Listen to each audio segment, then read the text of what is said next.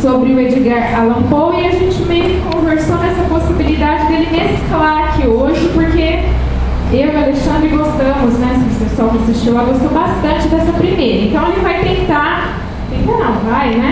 começar pelo Edgar Allan Poe, que o tema é Os Vários Poleres do Corvo, Edgar Allan Poe e algumas de suas adaptações, e aí ele vai já assim fazer uma ponte e já ir para o segundo tema. Então vocês vão ficar, né, assim, não vai ter intervalo nem nada, mas ele já vai fazer essa ligação de uma fala para outra, né? Então é isso, espero que todos gostem muito. Bom dia. Bom dia. Vocês ouvem? Sim.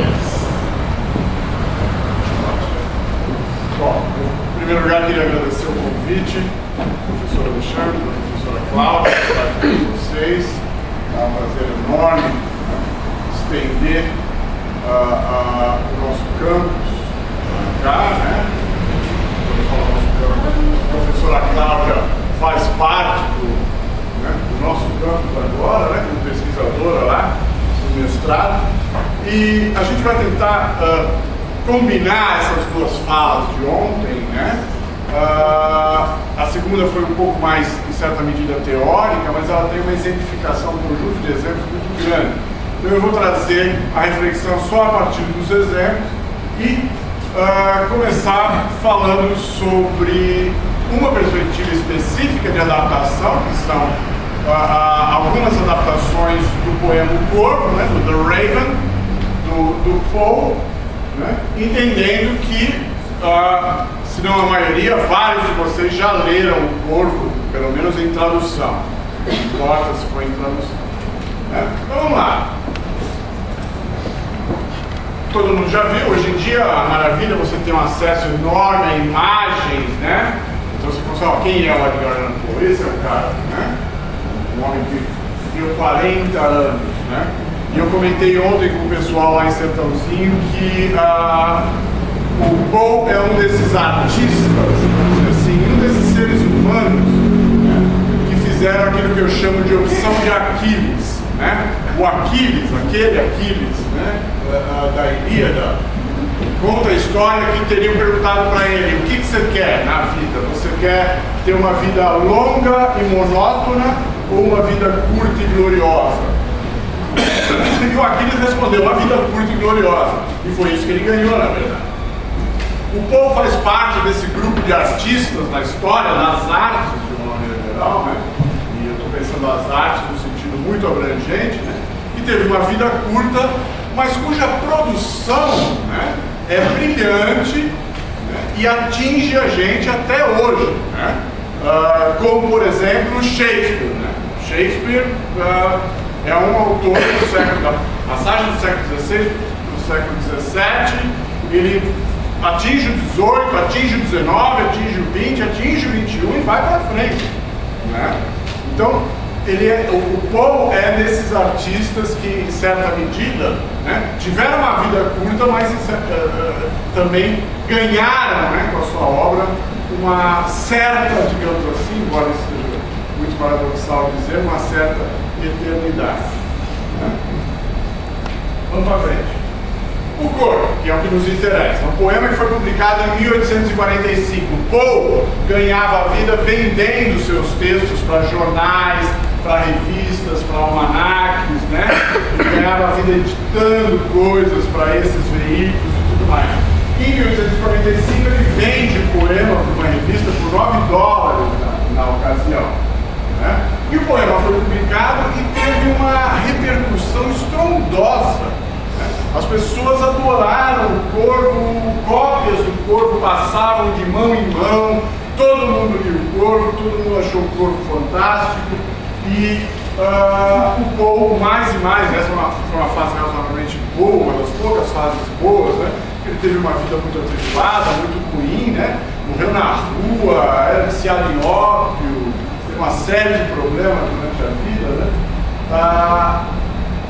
O Poe era muito chamado para fazer palestras, né?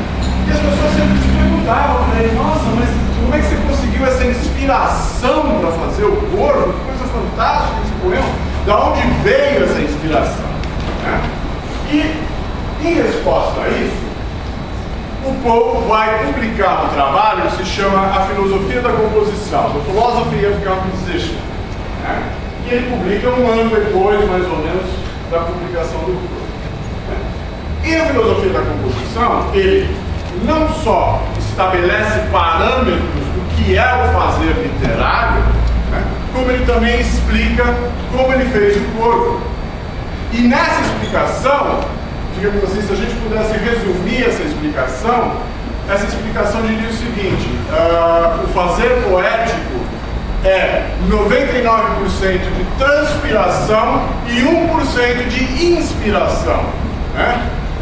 O que isso quer dizer? Quer dizer, em primeiro lugar, isso já vai contra uma certa tendência de pensar a poesia como algo alimentado pelas musas, né? Então o cara está lá e tem uma inspiração do além, vai e escreve um poema, né? O Poe se joga contra esse tipo de coisa. Na verdade, o Poe se joga contra vários postulados estéticos, né, do século XVII, né? Uma noção, por exemplo, de que a literatura tem a obrigação, a função de ensinar alguma coisa a alguém. Às vezes tem um poema, esse poema tem que ter uma mensagem, né, que ensine algo a alguém, uma mensagem de cunho moral, por exemplo, né? E o Poe se coloca, né, contra aquilo que ele chama de a heresia didática. Ele fala, não é nada disso, não é nada disso. Então, no Philosophy of Composition, ele vai explicar como ele fez o Poe, né? Não só isso, ele faz vários comentários, tece vários comentários. É muito interessante você pensar que hoje em dia, em teoria literária, por exemplo, né, o Philosophy of Composition é um texto que é usado para as pessoas que estudam conto, por exemplo, porque o próprio texto encaminha uma reflexão sobre a construção do texto narrativo também, né? O Poe foi um grande contista, né? E um grande poeta também. Ele é um artista completo. Muito bem. No Philosophy of Composition, o Poe vai criar para o leitor a espinha dorsal do poema. Ele vai mostrar para o leitor como é que aquele poema que todo mundo acha fantástico foi feito passo a passo, tá? E o primeiro passo que ele coloca para a gente é a questão que ele chama de length, né? O comprimento do poema, né? E de cara ele fala, olha, precisa acabar com esse negócio de poema longo, né? E você pega a tradição poética, por exemplo, do século XVII, né? Do século XVIII, né? Poemas enormes, longuíssimos, chatíssimos, né? E o Poe fala, não, o poema tem que ter em torno de 100 versos, no máximo 100 versos, pouco mais, pouco menos, mas o número de baliza de um poema para ele ser apreciável tem que ser 100 versos, né? O Corvo tem 108, tá? Isso dito, e ao estabelecer isso, ele já estabelece, vamos dizer assim, um quadro onde ele vai colocar esse poema, tá? Bom, essa vai ser a extensão do meu poema, eu não vou escrever indefinidamente. Ele passa para o segundo aspecto fundamental, né, do poema. O que eu quero com esse poema? Se eu não acredito que poemas devam ensinar nada para as pessoas, ainda assim o meu poema tem que ter um efeito, ele tem que causar algum tipo de efeito nas pessoas, né? E qual é o efeito que o Poe quer?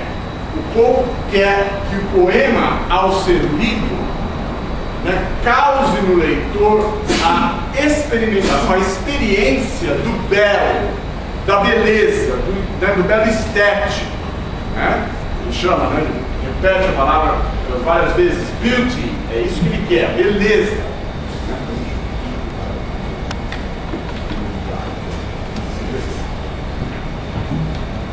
Então ele quer que o leitor leia aquilo e fala, pô, que coisa linda isso, né? Como uma experiência semelhante, né? E obviamente intransferível, né? Aquela que você tem, por exemplo, diante de um quadro, né? Diante de um quadro, né? Que te agrada esteticamente, né? É isso que o Poe quer. O efeito que o poema tem que dar é fazer o leitor experimentar a beleza.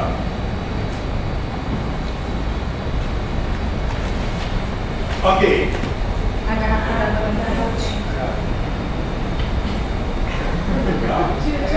da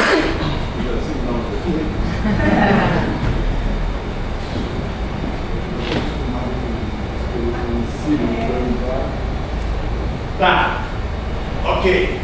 Como é que ele vai fazer isso permanecer, vamos dizer assim, né? Como é que isso permanece ao longo dessas 100 linhas? Né? Então ele vai pensar, eu preciso ter algo que chame o meu leitor constantemente para as ideias centrais desse poema. Né? Como é que eu faço essa repetição? Você faz a repetição através do uso de um refrão.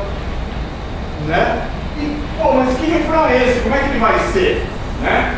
O Poe está muito preocupado, né, com a construção formal do poema, com a construção sonora do poema. Né? Então o raciocínio dele é pensar o seguinte: qual que é a vogal mais sonora do inglês, né, a língua no qual ele está escrevendo, e qual é a consoante mais forte também. Ele chega a essa somatória, vamos dizer assim, né? O longo mais o R. Bom, que palavras tem esses dois, essas duas marcas, essas duas características, né? Pensando no contexto geral. É aí que ele chega na famosa Nevermore. É assim que ele chega no Nevermore. Eu ontem comentei com o pessoal que existe um ensaio interessantíssimo, né? Já muito antigo, na verdade, né? Do Roman Jakobson, né? Crítica e poética, em que ele trabalha com as noções que estão presentes no corpo, né? E mostra, por exemplo, como never, em imagem especular, vira algo de pronúncia muito semelhante a Raven. Especialmente no verão. Né? Então os signos estão todos aí, marcados. Né? E o que é esse Nevermore? O que é esse nunca mais? E aí ele vai construir exatamente, né, todo o arcabouço, vamos dizer assim, temático do corpo. Mas para isso ele precisa do quê? Ele precisa arrumar o tom. Qual vai ser o tom desse poema? Vai ser um poema alegre? Vai ser um poema o quê? Não. Para Poe, a experiência da beleza, ela se dá pela experiência da tristeza. A tristeza absoluta encaminha uma percepção associada à beleza. A tristeza absoluta, ela seria bela. E ela é, em certa medida. Quer dizer, eu acho que vocês talvez já experimentaram essa cena, tiveram uma cena extremamente triste, por exemplo, num filme, e aquilo te toca, não te toca só porque é triste, te toca porque há uma beleza envolvida ali, presente ali. Né? Ok, o tom é tristeza. Como é que eu encaminho esse tom de tristeza? Colocando o que para Poe é a melhor forma de caminhar essa tristeza, de exibir essa tristeza, de representar essa tristeza. Que é o quê? A perda do ser amado. Né? No caso do corpo, efetivamente, por morte. Né? Então, a morte do ser amado, né? Não haveria nada mais triste do que a morte do ser amado. E aí que entra, né, em relação à própria ideia do Nevermore, né, o nome da amada do nosso sujeito poético, do Poe, que é Lenore. Por conta de toda a construção de rimas e de sons presentes no corpo. Tá certo? Desculpa, existem várias outras questões que ele coloca, né, e que a gente facilmente, vocês que leram, facilmente a gente percebe isso. Né? Por exemplo, a questão do refrão, o Poe explica pra gente como é que eu vou fazer esse refrão aparecer, né, reiteradamente dentro do poema. Eu preciso arrumar uma estratégia para ele aparecer. Né? Ele fala, eu vou colocar uma criatura de fora do mundo desse sujeito poético, né, da chamber, né, ele está nos aposentos dele lá, né? Eu vou colocar uma criatura do mundo natural, né, fazendo isso. Ok, o que eu vou fazer? Não pode ser, por exemplo, um cachorro, pode ser um dromedário, Tem que ser algum bicho que tem essa capacidade de repetição. Papagaio. Pô, mas papagaio em dezembro, né, nos Estados Unidos, aquele frio tudo escuro, né? Bleak December, né? O povo fala logo nos primeiros versos. E aí chega no quê? Exatamente no corvo, né? Que é uma ave típica desse inverno, né?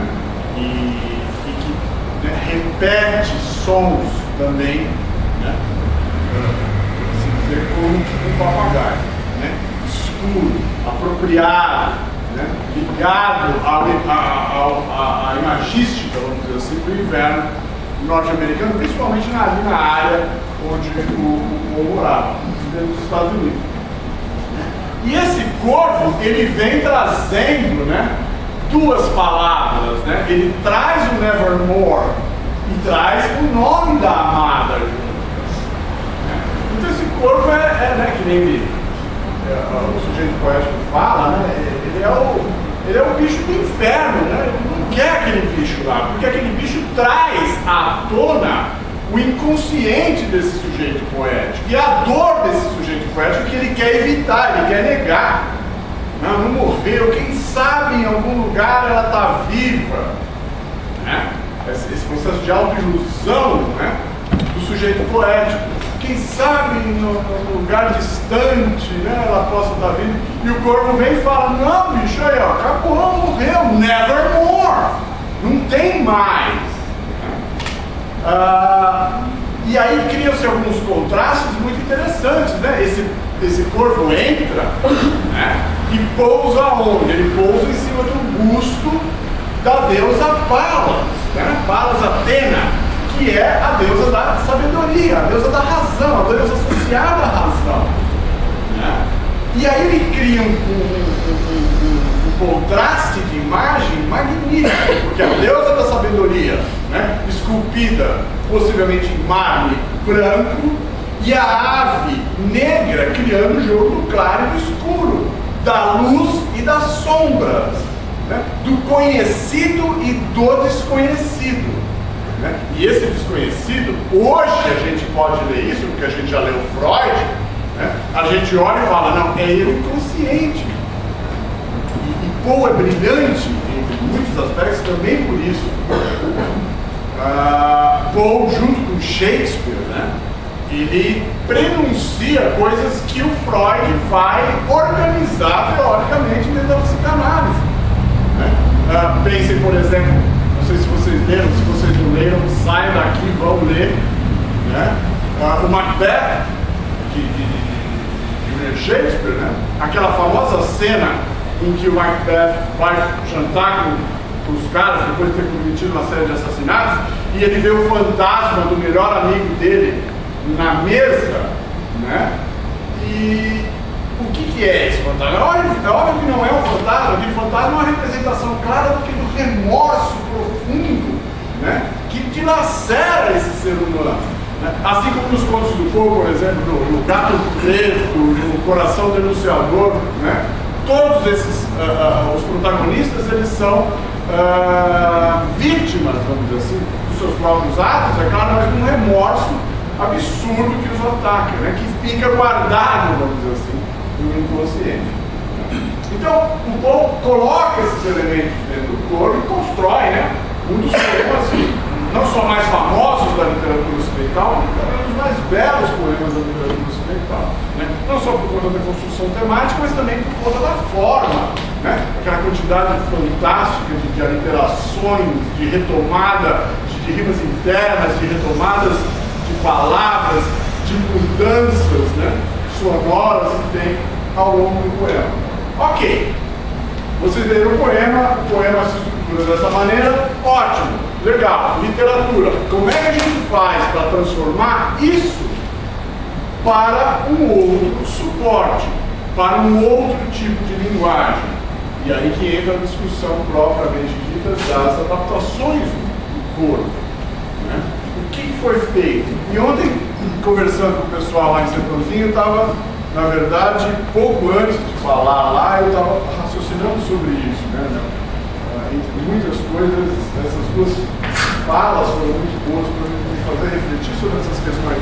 que é pensar, por exemplo, que entre os textos literários, você consegue, com relativa facilidade, vamos dizer assim, ou um número menor de problemas, transportar um romance para um filme, né? Por conta de uma série de elementos em comum, por conta de daquilo que eu chamaria de convergência do aspecto narrativo, né? Ok, é uma história que se conta, sai daqui, vai para lá, sai daqui, vai para lá, tudo isso pode ser retomado nessa outra linguagem de cinema. Mas, como você faz com o poema? Né?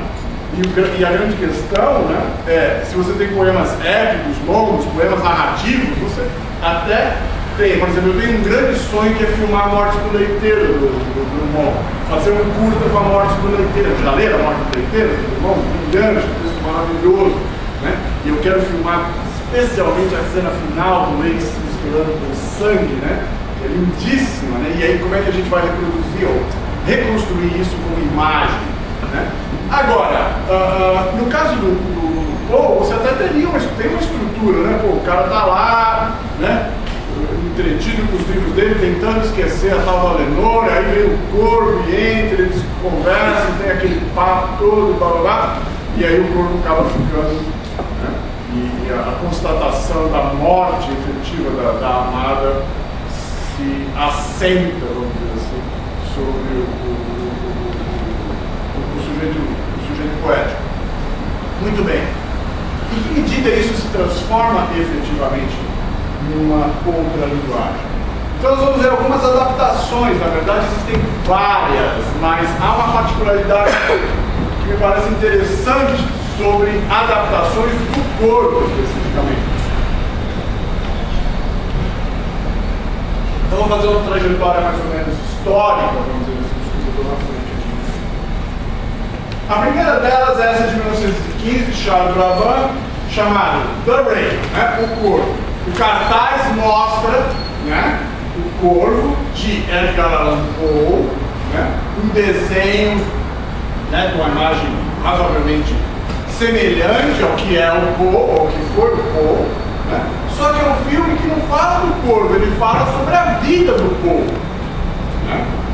Você pergunta, ok, tudo bem, legal, filme sobre a vida do Poe. A vida do Poe é interessante também, mas por que não coloca a vida de Edgar Allan Poe e coloca o corvo, né? Porque esse tipo de adaptação, ela em certa medida se vale da fama do corvo, né, para atrair os espectadores para o cinema, né? Porque o corvo todo mundo conhece. Nossa, o corvo é aquele texto fantástico que todo mundo leu, todo mundo gosta, etc e tal, né? Agora, a vida do Edgar Allan Poe, será que ela é tão interessante assim? Não, mas o corvo eu sei que é interessante. E aí, na verdade, a primeira adaptação que se chama O Corvo não é exatamente, né, uma adaptação do poema. Né? Apenas a utilização desta fama, dessa fortuna literária, da fama literária do texto poético. Em 1935, né, o Friedlander fez um outro corvo. E aí capitalizando em dois aspectos, vamos dizer assim. O primeiro no nome, né, do poema em si, que cria uma identificação imediata com o público. Nossa, olha lá, o corvo, né, aquele poema, ok. Né? Mas trabalhando, vamos dizer assim, num eixo temático que é o eixo do terror ou do horror, né? E usando para isso atores consagrados do cinema de terror da época, do cinema americano, né? Boris Karloff, por exemplo, que é uma das grandes referências, né? E o Bela Lugosi, né, que já tinha feito o Drácula e tudo mais. E é um filme de terror que não tem absolutamente nada a ver com o poema, né? E se você pensar como essas adaptações, será que elas são efetivamente adaptações do poema? Né? Por que elas se chamam corvo? Né? Na verdade, de novo, elas se valem do nome, né? Inclusive tem o nome ali, Edgar Allan Poe, por exemplo, né? Isso dá um certo status, vamos dizer assim, para o próprio produto cultural, né? Você verá um filme baseado na obra de fulano de tal. Se o fulano de tal é um grande escritor, um escritor canônico, isso, sem dúvida nenhuma, atrai espectadores. Vamos lá. Esse é o filme de 43, feito na época da guerra. Esse é mais interessante ainda, né? E eu gosto dos cartazes, porque os cartazes nos dão uma imagística, né, que é muito cheia de significado, né? Aqui você tem o filme, né, Le Corbeau, quer dizer, um corvo, né, em francês, e o filme não tem absolutamente nada a ver com o poema. É uma história de uma personagem que faz intrigas entre um grupo de pessoas, mandando cartas para essas pessoas e assinando como o corvo, né? Só que, interessantemente, no cartaz você vê as personagens, né, delineadas ali, os protagonistas em primeiro plano, e ali uma imagenzinha do corvo. Então os caras falam, pô, era o corvo do povo, né? Será que é o corvo do povo? Vamos lá ver se é o corvo do povo. Não era o corvo do povo.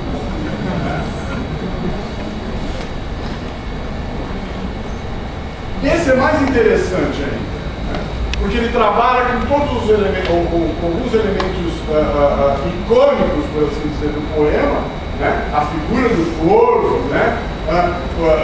Logo no começo do cartaz, aqui você tem, né? Edgar Allan Poe's The Raven. Então você fala, ok, finalmente uma adaptação do poema, né? Mas não é, né? É um filme, né, aqui em cima chamado, né, a obra-prima macabra do terror, né? E é uma comédia de terror, na verdade, né? É um filme cômico, né? Mas usando atores super consagrados do cinema de horror, né? Como Vincent Price, né? Para quem não conhece, Vincent Price é o cara que faz aquela recitação no final do Thriller do Michael Jackson, né? Peter Lorre, o próprio Boris Karloff, de novo, né? Então, você fala, nossa, aí, ó, o corvo, né? E aí você pergunta, mas por que essa reiteração, né? Em cima dessa questão do horror, porque exatamente o povo sempre esteve associado, sempre foi associado, né? A literatura do povo sempre esteve associada à coisa do terror, à coisa do fantástico, né? A coisa do macabro, né? Eu pessoalmente acho que isso é muito limitador, né? Mas houve essa consagração, vamos dizer assim, dele dentro desse nicho, né? Esse filme é interessante também, eu acho, porque ele tinha já um jovem Jack Nicholson, né? Quase começando cinema, né? O Corman, que é um dos diretores mais consagrados do cinema norte-americano de terror, ele tem uma série de filmes que são adaptações do povo. Algumas são efetivamente adaptações, por exemplo, Casa de Usher, Queda da Casa de Usher, né? Não é a primeira adaptação, né, da Casa de Usher, mas é uma adaptação interessante do conto magnífico do povo, né? Uma outra versão, né, de 2006, né, chamada The Raven, um diretor alemão, Uri London, né? De novo, lá, uma história de Edgar Allan Poe. Não tem absolutamente nada a ver com Edgar Allan Poe, não tem nada a ver com o poema, principalmente, mas retrabalha as imagens, né? No caso, a figura do corpo, né? Do primeiro plano, né? Esse é outro interessante, de 2012, né? Do James McPhee, que foi o diretor de V de Vingança, né? Que é a história dos últimos anos da vida do povo, com o John Cusack. Então, em certa medida, isso aqui remonta àquele primeiro filme de 16, né? Que trabalha exatamente a questão da vida, da biografia do povo, mas não tem nada a ver com o poema. Outras adaptações trabalham essa mesma questão da referencialidade, né? Então, não sei se vocês conhecem, quem já assistiu o Fallen, vamos ver, vamos acabar. Ok, é uma série americana, já está na terceira temporada. A primeira temporada, o vilão, vamos dizer, da série, é um cara obcecado por fogo, é um professor de literatura que comete os seus crimes fazendo intertextos com o povo, com os escritos do povo. Né? Então, o pessoal do FBI, por exemplo, para descobrir quem ele matou, como ele vai matar, né? Tem certas pistas, né? No texto, nos textos, nos poemas ou nos contos do povo. Né? Só que isso só durou, curiosamente, pela primeira temporada. Depois da segunda temporada, o povo desapareceu completamente, né? da série. Na terceira eu não assisti ainda, mas possivelmente o povo não volta mais. No entanto, vocês percebem o quanto que o Poe, como autor, né, ele é um elemento atraente para as audiências, para os públicos, né, ou para os públicos. Né. Aqui é um exemplo de quadrinhos, né, de narrativa gráfica, né, o Elseworlds do Batman, a DC Comics, né, que é quem publica o Batman, né, a editora americana que publica o Batman, porque tem as histórias do Batman regulares e tal, e tem essa série de histórias que se chama Elseworlds, que pega o personagem e coloca em universos alternativos, em épocas alternativas. Então tem história do Batman na Guerra Civil Norte-Americana, tem história do Batman no começo da Primeira Guerra Mundial, e tem essa aí chamada Nevermore, né, que é uma história em 5 volumes, né, se não me engano, e na qual um Batman, né, de algum tempo, né, na verdade situado no século XIX, né, se une ao Edgar Allan Poe para resolver crimes. Né? É uma ideia muito interessante, porque o Poe, como vocês sabem, é o avô, digamos assim, do romance de investigação, ou da narrativa, melhor dizendo, não do romance, da narrativa de investigação. Né? São vários contos, né? O Murders in the Rue Morgue, por exemplo, né? Os assassinatos da Rua Morgue, que inauguram, né, essa estética, esse veio de quem foi, quem fez, né? Vamos descobrir o assassino, né? Esse tipo de narrativa. Obviamente, se vale da atração do corvo, né? Olha, como é que chama? Chama Nevermore. Né? Ainda tem até um desenho do corvo no cantinho ali. Ok, agora, uma saída, né, para a questão da adaptação do Perto do Corvo é a música. Né? E os músicos têm se apropriado da obra do Poe e relido e tentado transformar a obra do Poe, né, em linguagem, na linguagem musical, né, mas a partir das suas visões específicas. Um dos primeiros exemplos disso é o Tales of Mystery Imagination, né, de 1976, do Alan Parsons. Né? Alan Parsons foi engenheiro de som do Dark Side of the Moon, do Pink Floyd, por exemplo, e aí ele montou um projeto próprio, né, que é o Alan Parsons Project, lançou uma série de álbuns conceituais. Um deles é esse aqui, que reúne, né, canções que são todas tiradas, vamos dizer assim, da obra do Poe. Então, inclusive tem uma canção chamada The Raven. Mas isso aqui é fácil de achar, né? Você joga no YouTube e você acha isso facilmente. Ouça uma canção do corpo que se apropria dos versos do corpo e coloca numa estrutura musical. Né? Só que aí a questão é a seguinte, o que isso nos aponta é, legal, o Alan Parsons fez isso, outro grupo fez também. O grupo chamado Nox Arcana, por exemplo, fez, né, visões, ou criou visões instrumentais da obra do Poe, né, num disco que se chama Shadow of the Raven, a sombra do corvo, né, que é uma referência, né, explícita à última estrofe do poema, né, que fala que a sombra do corvo nunca mais vai sair de cima do sujeito poético. Né. E são interpretações musicais, vamos dizer assim, né, dos poemas, não só do corpo, por exemplo, mas tem de Annabel Lee, tem do The Bells, tem de vários textos do Poe, inclusive das narrativas. Então tem o Black Cat aqui, por exemplo, você encontra um gato negro nesse disco. Mas, aí que está a grande questão, né? O Nox Arcana vai e faz isso, e isso é uma leitura que os caras fazem. Se vocês quiserem, eu acho que talvez a gente possa usar o termo, uma tradução para a música, mas eu pessoalmente prefiro adaptação para a música. Né?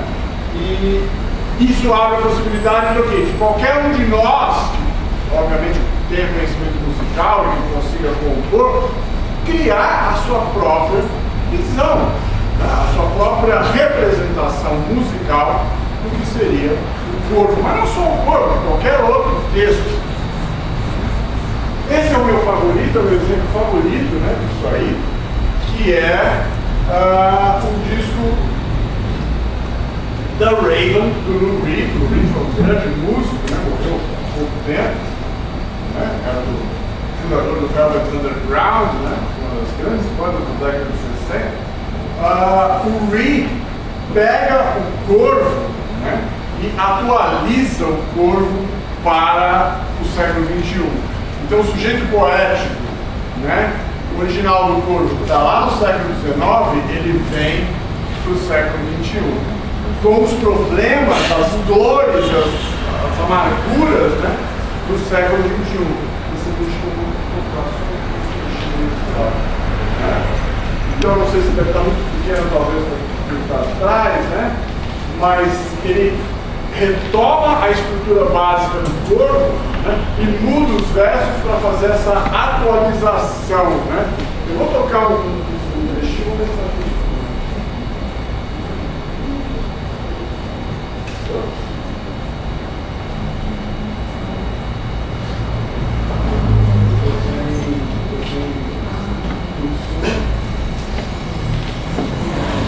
Eu tenho aqui, não, peraí.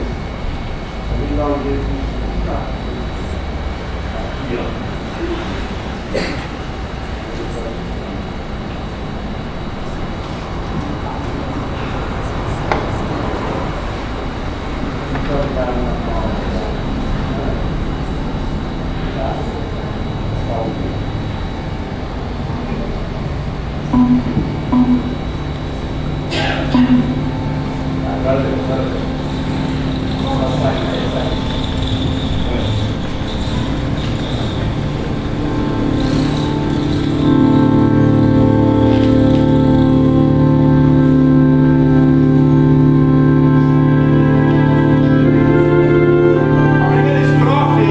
Once upon a midnight dreary, as I pondered weak and weary over many a quaint and curious volume of forgotten lore. While I nodded, nearly napping, suddenly there came a tapping, as of someone gently rapping at my chamber door. "'Tis some visitor," I muttered, tapping at my chamber door, "only this and nothing more." Muttering, I got up weakly, always I've had trouble sleeping. Stumbling upright, my mind racing, furtive thoughts flowing once more, I there hoping for some sunrise, happiness would be a surprise. Loneliness no longer a prize. Rapping at my chamber door, seeking out the clever bore, lost in dreams forevermore, only this and nothing more. Hovering, my pulse was racing, stale tobacco, my lips tasting a scotch sitting upon my basin, remnants of the night before. Came again and found tapping on the door, and in my mind jabbing, is it in or outside rapping, calling out to me once more the fitted fury of Lenore, nameless here forevermore.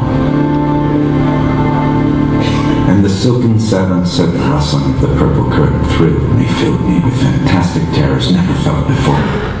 Então, o que o Reed faz é mesclar os versos originais com versos que ele cria, né? E ao criar, essa criação é uma adaptação que traz o sujeito poético do século XXI. Então, por exemplo, aqui nessa segunda estrofe aqui, ele fala: "Instead of tobacco my lips tasting, scotch sitting upon my basin, remnants of the night before." Né? Quer dizer, o cara fumou um monte na véspera, bebeu uísque e tal, tá lá, né? Semi-chapado, na verdade, né? E aí aparece a figura da Lenore, mas interessantemente na obra do Reed, a Lenore não é alguém que o sujeito poético quer que se aproxime, é alguém que ele quer que se afaste, que quer esquecer essa Lenore. Ele fala ali, por exemplo, eu sempre tive problema para dormir, né? Always had trouble sleeping, né? E aqui embaixo, né? Hoping for some sunrise, né? Quer dizer, ele quer que a noite acabe, né? Ele quer que o dia apareça, né? E venha, e isso em certa medida tem a ver com o nosso protagonista, o nosso